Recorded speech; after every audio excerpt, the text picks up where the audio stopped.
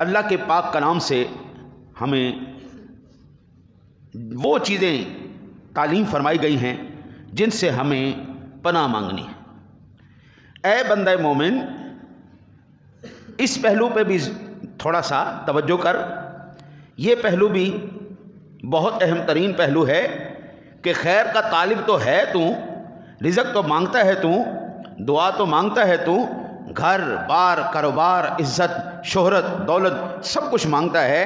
سب کا پہلو خیر کا تو تیرے سامنے ہے، جو ان میں شر کے پہلو ہیں مجھ سے کبھی اللہ سے کیوں نہیں پناہ مانگی؟ انما اموالکم و اولادکم فتنہ، تیرا مال اور تیری اولاد تو تیرے لیے فتنہ ہے، تو یہ کیوں نہیں کہتا یا اللہ اولاد تو دے لیکن نیک اور صالح اولاد عطا فرما؟ رب ہب لی من الصالحین، اے اللہ نیک تابعدار اولاد عطا فرما، مال ضرور عطا فرما لیکن یا اللہ ایسا مال عطا فرما جو تیری بارگاہ مقدسہ میں سر جھکانے والا